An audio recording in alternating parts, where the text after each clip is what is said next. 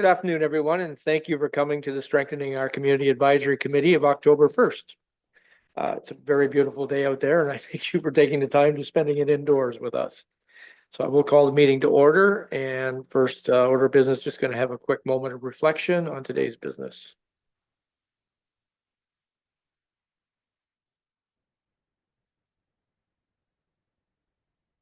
Thank you very much. Is there any disclosure of pecuniary interest? And seeing nothing around the table, we will move forward with public participation.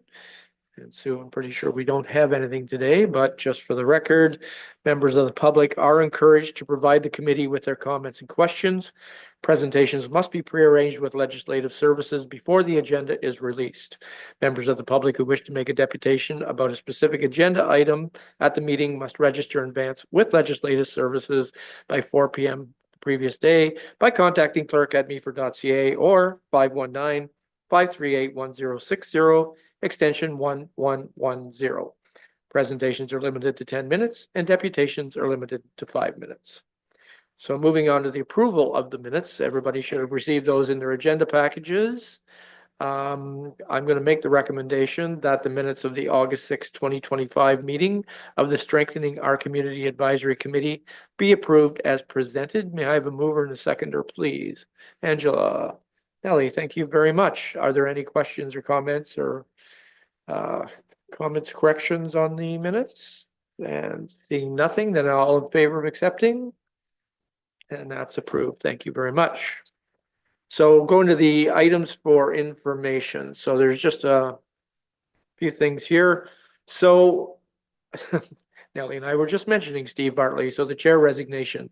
It is very unfortunate that Mr. Bartley has moved out of Meaford, and unfortunately, accordingly, I had no choice but to step down from council, which means he also had to step down as chair of this committee. So he is sorely missed, and both council and I'm sure at this table.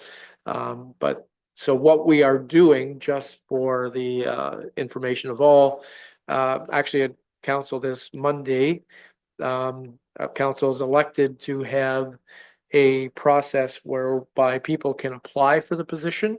So we will be having an open forum where people can apply, and then there will be a process where they can an in-house in public forum where they will be allowed to make a statement, and council will get to hear all their statements and make a decision accordingly. So that will be coming up in not too distant. I'm not even sure, that's mid to late October, I believe. So that's kind of where that sits. And then once that happens, because I did talk to Sean about this particular committee, because normally there would be two councilors on here. So we're not sure at this point whether that person would then come on to this committee in place of Steve. So we will keep you updated on that as well. So we'll move on to point B under items for information, which is the BIA update. And I will turn that over to Jessica as she conducted that at Meaford Hall.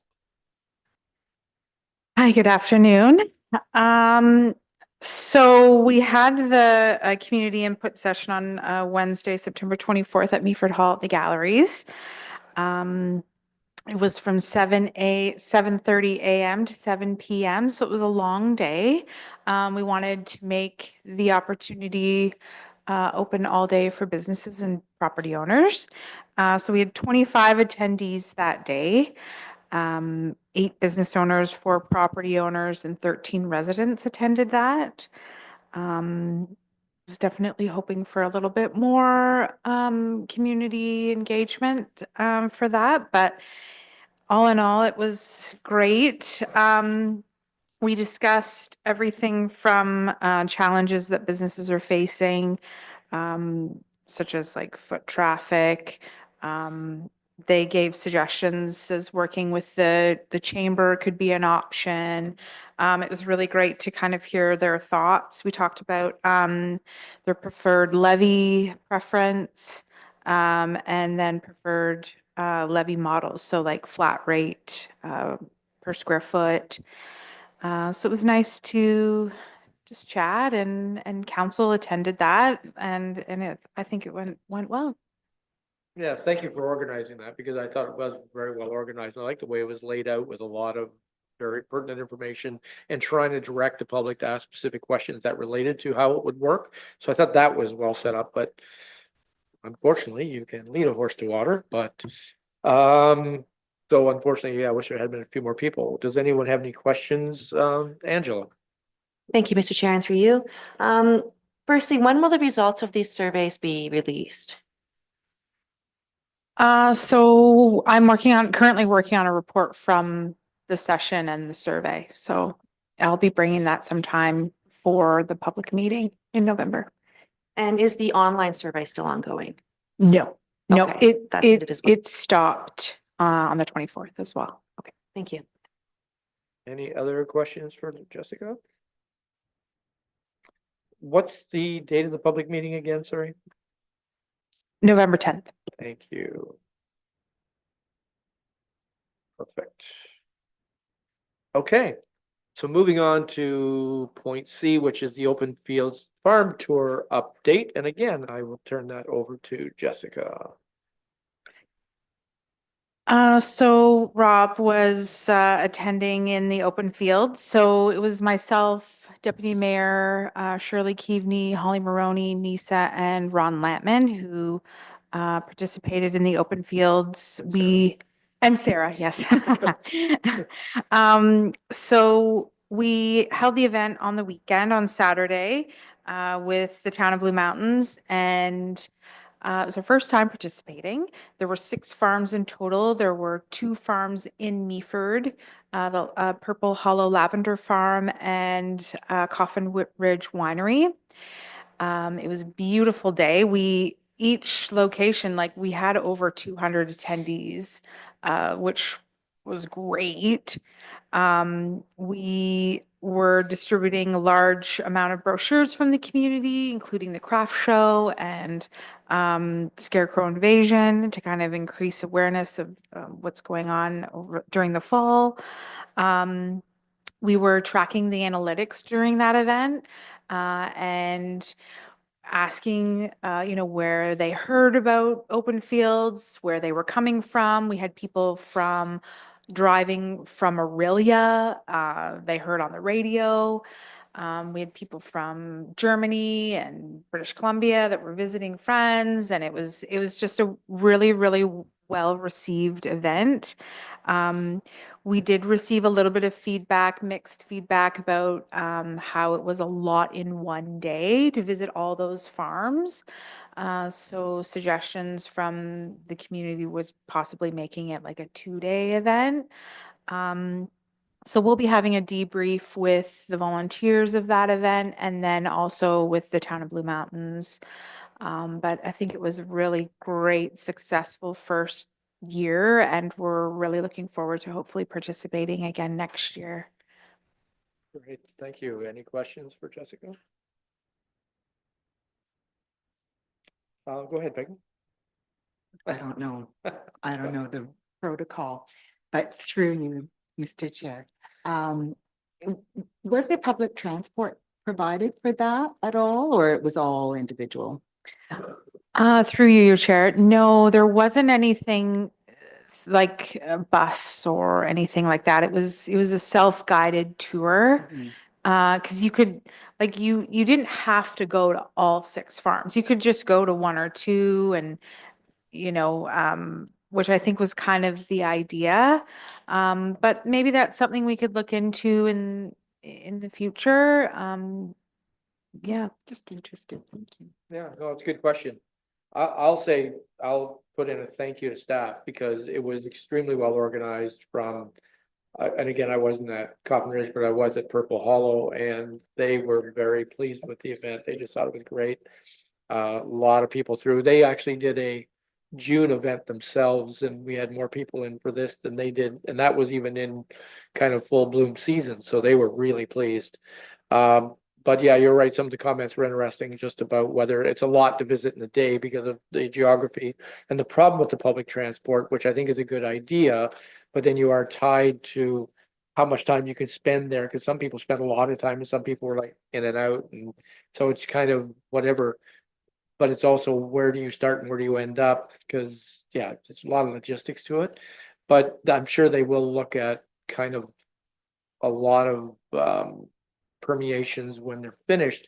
So one question I have is interesting because when it happened last year and I went, and it was actually Gray Highlands and Blue Mountains, because this requires, it's a grant and it requires 2 municipalities to participate. We kind of bumped Gray Highlands, and I'm not sure why that worked, but yay us.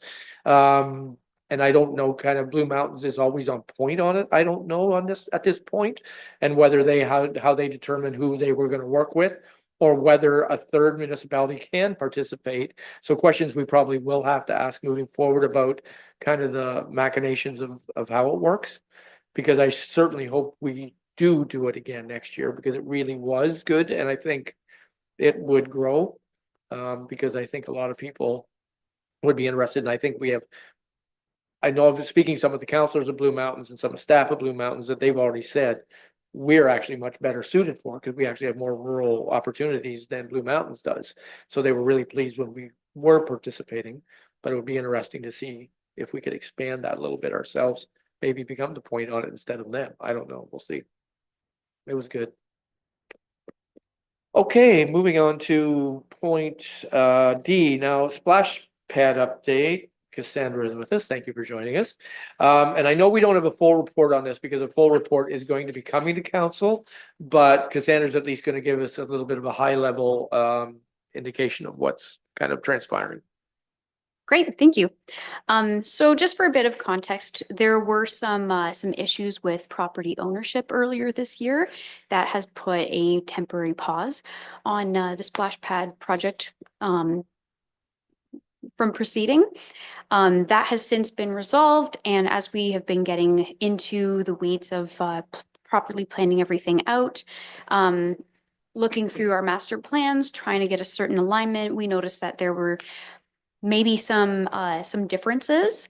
So the report's going to highlight what those differences are and a recommendation going forward, as well as some funding that we are looking for in addition to what we had planned in the 2025 budget. So high level overview of what the timeline looks like. We would be doing final design and public engagement this coming fall, winter, and construction of the new splash pad in early spring of 2026, with a grand opening event for June of 26. And yeah, some of this stuff will be dependent on the council meeting on Monday. Okay. Thank you very much. Any questions for Cassandra? Angela? Thank you, Mr. Chair, and through you. I'm actually just really curious about accessibility in splash pads. The current splash pad's not exactly the most accessible for people with wheelchairs and things like that. So are there standards for accessibility for splash pads specifically? And if yes or no, is that something that's being incorporated into the final design? Through the chair. Yes, accessibility is being incorporated into this. The current one, yeah, we're aware of the lip and some of the drainage issues that are present on site right now. This splash pad is going to be fully accessible. There's going to be more of like a low sensory area that gradually has larger components. So you know, those that have sensory problems would be able to go to some of those lower areas, and a wheelchair will be able to go right in without having to deal with the current issues that exist at the splash pad right now. Nice. Any other questions? Nellie? Through you, Mr. Chair. As far as size, is the size going to be the same as it is now, bigger? Through the chair. Yes, we're looking at something that is quite a bit larger than what we currently have, but smaller than what was originally scoped in the master plan. Okay, thank you. Anything else? Okay, thank you, Cassandra. That's great. Point E is the mural update, and just so everybody's aware, the mural, I don't know, Jess, whether you want to talk about that at all, or you want me to just?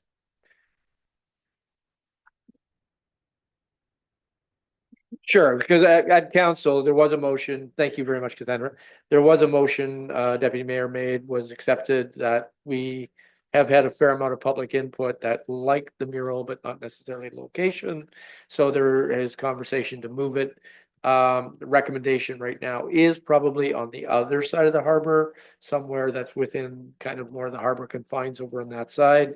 But that is not finalized yet, and we're waiting for a report back from staff on recommendations. And just as importantly, cost, because we're not sure what that's going to be.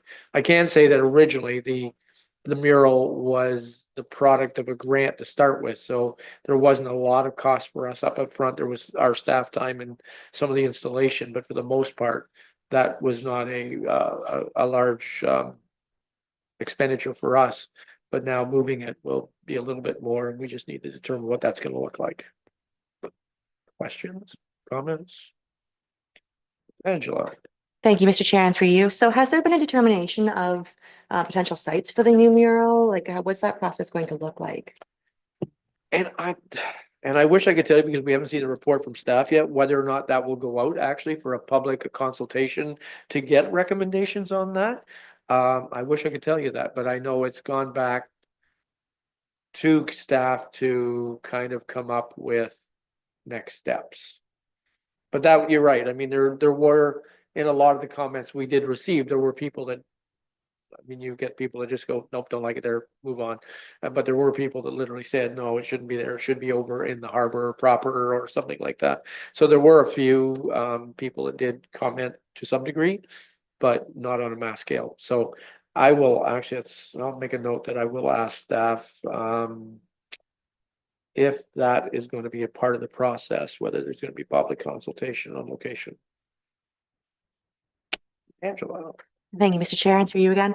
Out of curiosity, is it designed, is it structurally in such a way that it could be mounted to like the side of the building? I'm thinking of the building on Sykes across from the library that used to have that beautiful mural that had to be removed because of the brick work. But I'm wondering if there's an opportunity for something like that. Yes, it was that design. They do often put them on buildings. So that pros and cons. The owners of that building literally just when they took that, the reason they took the mural off was to repoint the brick. So they've actually kind of really nicely refaced it, did the windows and the whole 9 yards. So it would obviously be incumbent upon them whether they're interested to determine whether they want it on this side. But yeah, there's certainly possibilities of doing something like that. So it's a good thought. Through you, Mr. Chair, and this is just a little side bit to that. We had a barn quilt put up on our barn about the same size as a mural, and it is a bit of a logistical nightmare. Yeah. Just so you know. Yeah. Like with lifts and that type of thing. Yeah.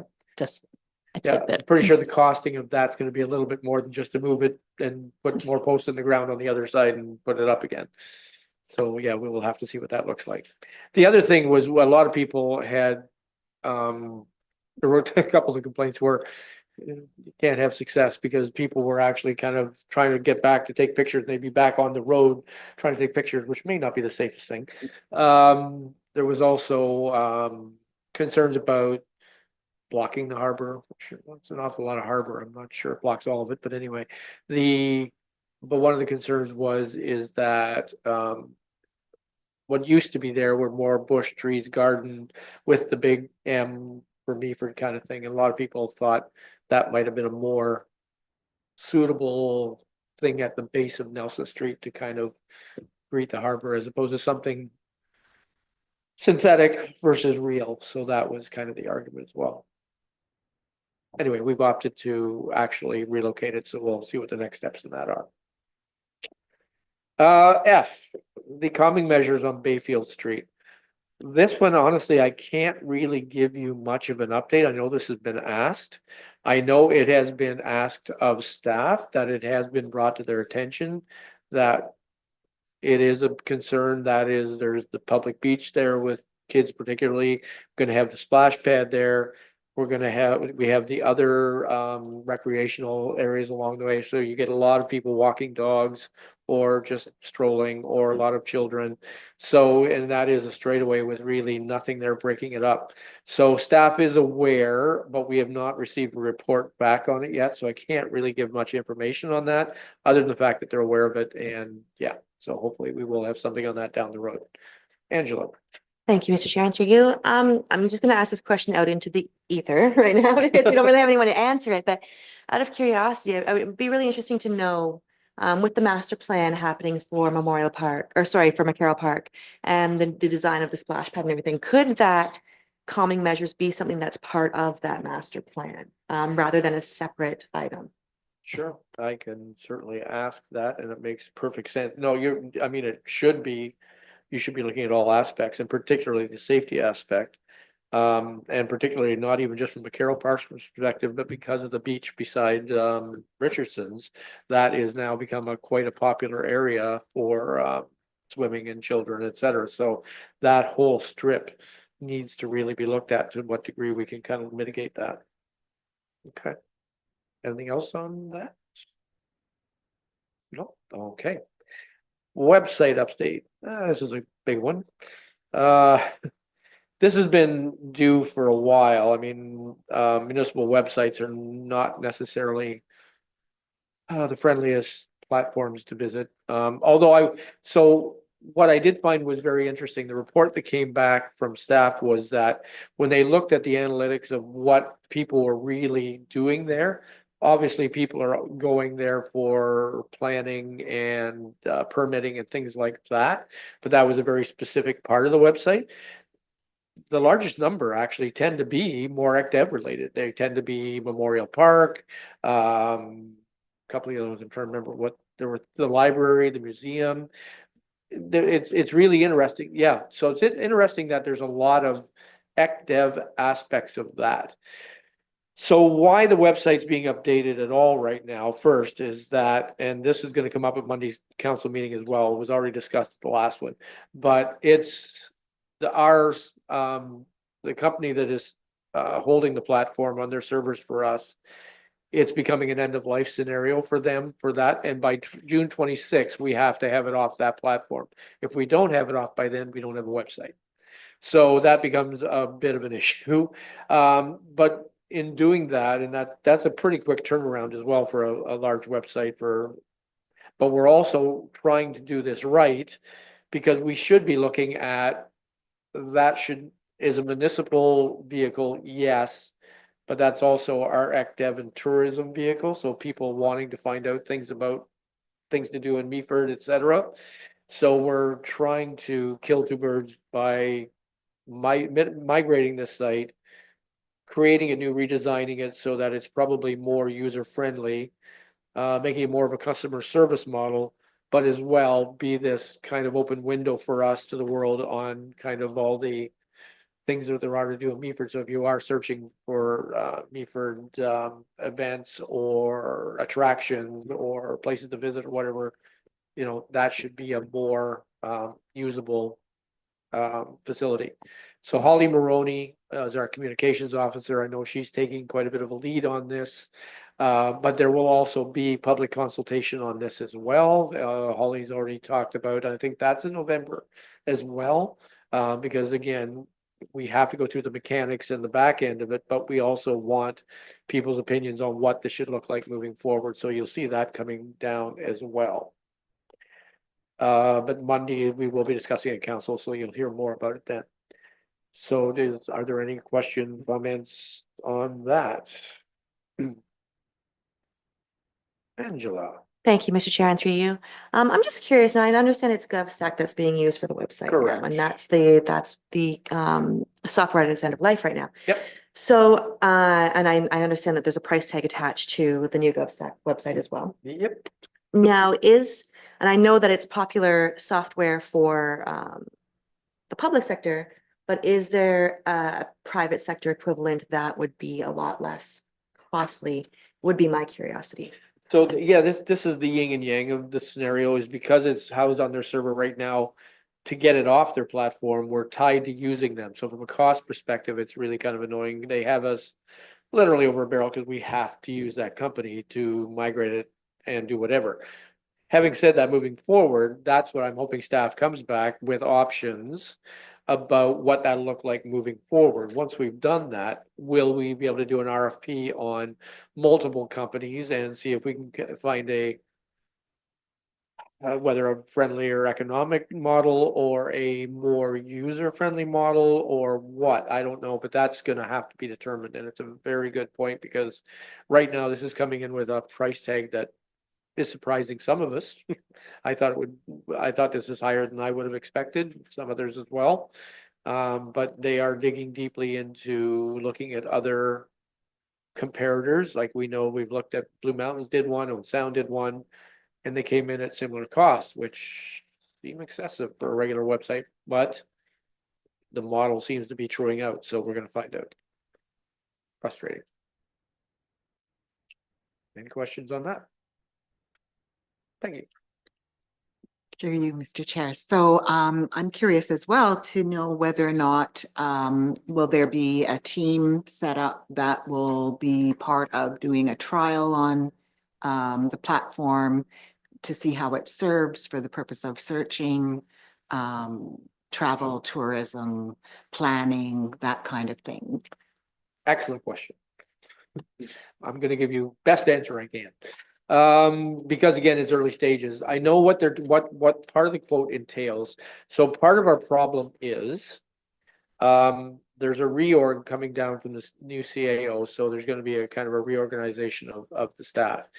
Because he was asked specifically, and this is open forum, so it's nothing that I'm saying out of school, that we don't really have anybody in-house that we can say is truly kind of a webmaster that is kind of the certified on point person.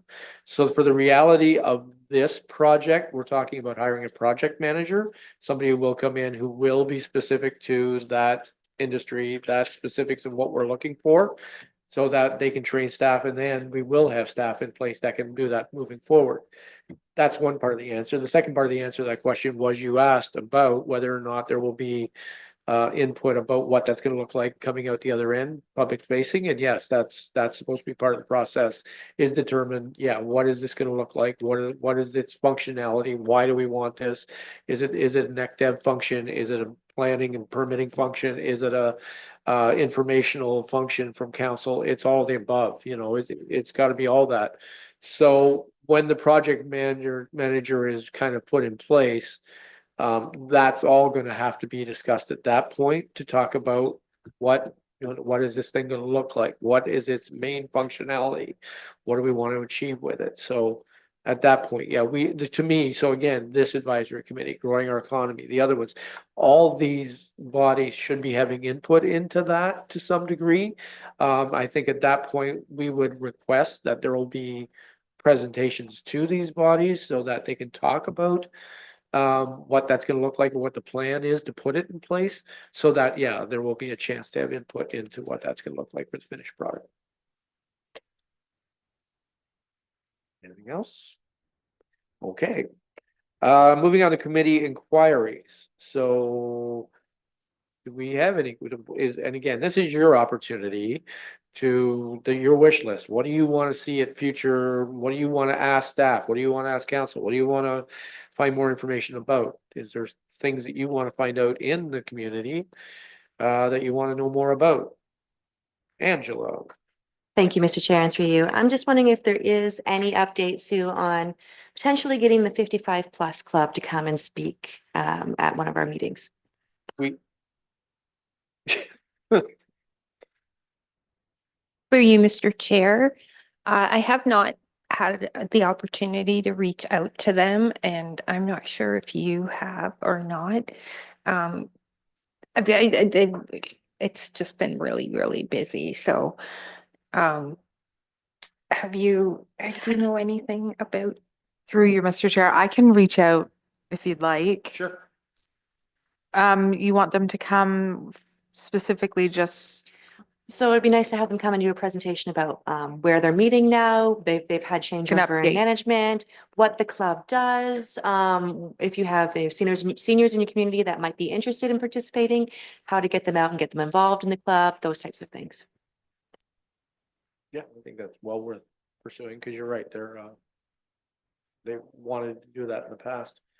Another one, I know Sonia's not here, so probably speaking in her behalf, but well, you can as well for the Rotary House and that kind of thing. She's wanted to kind of do something on that as well. So yes, through you, Mr. Chair, the Rotary House Committee would like an opportunity for this committee to hear what we're about and what services are being offered there now, because truly that Rotary House now serves a population in our community through the food bank, through the thrift shop, and through the outreach room that is a growing population, and certainly council and folks should be aware of just how much traffic we're seeing and what that might mean to the community as a whole, right? Absolutely. No, so that's two we can kind of chase down and just see whether they're available for the next meeting. I will say that the next meeting is December 3rd, and unfortunately I have a conflict that I cannot miss. And with Steve not being here, so I've already spoken with Sue is going to be speaking with Sean, the CIO, about kind of what that means, whether or not we can get another council member in to kind of, oh, well, there you go. Through you, Mr. Chair, I did speak with Sean about this, and he believes that there will be a new counselor in place by the time that that meeting takes place, so that we should have representation for the Okay, meeting. perfect. Well, the new person under the bus, that's good. Good, so yeah, I mean, if we want to do that, then Sue or Jessica, do you want to reach out to 55 plus? And, or, okay, so do we think we could do 2 in one day? I don't think that would be too difficult to do 2, so why don't we reach out to both those organizations and see if they'd be willing to present on December 3rd? Great. Are there any other committee inquiries? Okay. So seeing nothing, then I'll move on to communications, which I don't believe we have any, Sue. Thank you. The committee will consider correspondence received by members of the public during each meeting. To share your comments, thoughts, or concerns with members of the committee, the public can send an email to clerk@meaford.ca. When emails are received to this email address, they will be compiled into a correspondence list, which is then distributed to committee members prior to the meeting. The cover sheet of this list will be included on each meeting agenda. The contents of the correspondence list are not included on the public agenda to protect the privacy and personal information of those residents who choose to send in their thoughts and comments. So that leaves only the date of the next meeting, as I said, was Wednesday, December 3rd. So hopefully then at that point, in my stead, there will be someone else be able to chair that meeting. And if there is nothing else, then I shall adjourn the meeting.